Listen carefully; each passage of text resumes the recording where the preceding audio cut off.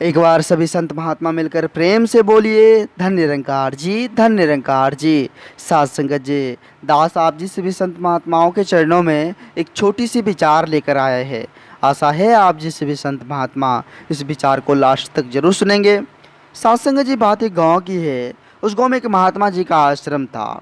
साध संगत जी, महात्मा जी नित्यदिन संगत किया करते थे और सभी गांववासी साध संगत जी संगत में पहुंचकर संगत का आनंद लेते थे, सत्संग का आनंद लेते थे।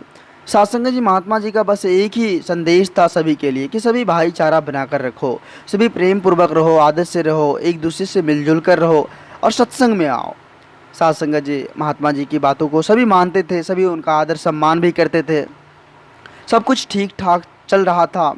साध संगत जी, एक दिन ऐसे ही संयोग से एक व्यक्ति जो है वो महात्मा जी के पास आकर रोने लगे और बोले, हुजूर हम जहाँ रहते हैं उसके आस पड़ोस में जितने भी व्यक्ति हैं सभी में बहुत सारे अवगुण हैं, बहुत सारे अवगुण उसमें भरा पड़ा हुआ है। हुजूर हमें जो है वहाँ नहीं रहनी है, आप जी हमें थोड़ी सी जगह दे दीजिए। साध संगत जी, महात्मा जी बोले, ठीक है कोई बात नहीं, आप जी यहाँ भी रह सकते हैं, कोई दिक्कत नहीं, यहाँ आप संगत में बैठिए, यहाँ जो है आप देख सेवा सत्कार से जुड़ जाइए, अच्छा से रहिए। साध संगत जी वो महात्मा जी के पास रहने लगे। साध संगत जी महात्मा जी के पास रहते रहते कुछ दिन जब हो गया, तब साध संगत जी वो अपने आप को उसके अंदर घमंड हो गया। और घमंड इस बात का हो गया कि वो अपने आप को समझता था कि हम गुरु से भी ऊंचे हैं, गुरु से भी उच्च विचार के हैं। उसके मन में यह बात चलने लगी। साध संगत जी लास्ट में जो है वो गुरु जी को बोले, हुजूर हमें यहाँ नहीं रहनी अब।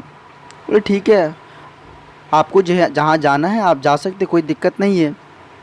साध संगत जी जाते वक्त महात्मा जी जो है उनको एक एक छोटा सा आईना जो है वो उनको दिए और बोले कि ये जो है यह आईना कोई साधारण आईना नहीं है, यह दर्पण कोई साधारण दर्पण नहीं है। इस दर्पण में भाव दिखते हैं, चरित्र दिखते हैं और अवगुण दिखते हैं। तुम ये दर्पण ले लो और जाओ। साध संगत जी वह दर्पण जैसे ही हाथ में लिया, अब साध संगत जी उसके मन में एक खुशी का लहर दौड़ने लग गया कि बहुत बढ़िया चीज़ हमें हाथ लग गया। अब साध संगत जी वो गुरु जी को छोड़कर जो है वो निकल गया, चले गए साध संगत जी अपने गांव। अब साध संगत जी वो जो है अपने रिलेशन में जो भी रिश्तेदार हैं, भाई है, दोस्त हैं, सभी का साध संगत जी उसमें वह जो है फेस देखने लगे, दिखाने लगे कि उस किसके अंदर कितने अवगुण हैं।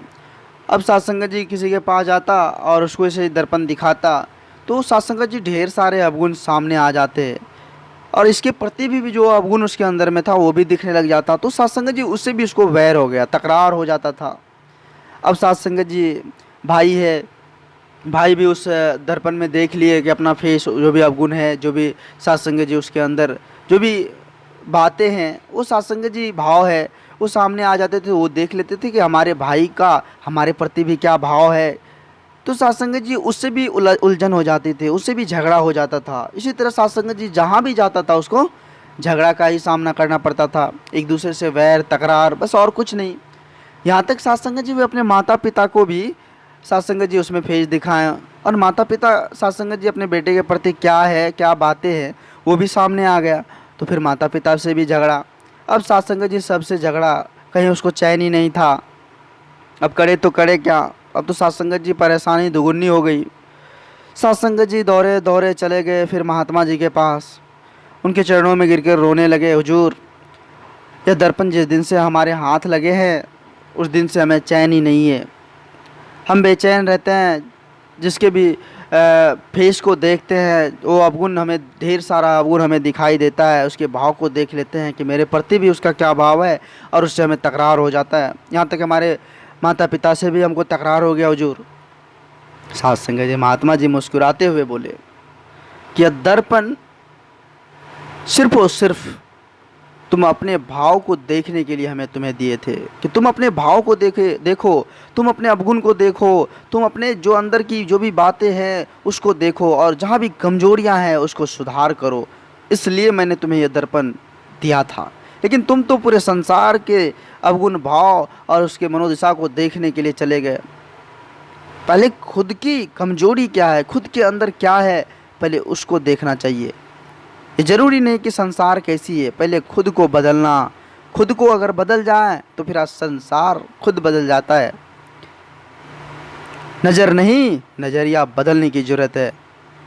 साथ संगत जी, उनको समझ आ गया कि अपने अंदर जो भी अहंकार है, अपने अंदर जो जो भी बातें हैं, जो भी भाव है, जो भी अवगुण है, उस चीज़ को देखकर उसमें सुधार लाने के लिए गुरुजी ने हमें यह दर्पण दी थी। साथ संगत जी, वह गुरुदेव के चरणों में गिरकर रोने लगे और बोले, मुझे हुजूर माफ़ कर दीजिए, हमें माफ़ कर दीजिए, हमसे बहुत बड़ी गलती हो गई हुजूर, हमें माफ़ कर दीजिए। साथ संगत जी, एक छोटी सी कहानी से हमें बहुत बड़ी सीख मिलती है कि हमें खुद के अंदर जो अहंकार है, खुद के अंदर जो साथ संगत जी अवगुण है, उस चीज़ को देखें, उसको साथ संगत जी मन में विचार करें, अमल करें और फिर उसको कैसे सुधार किया जाए, इस बात पर भी अमल करें।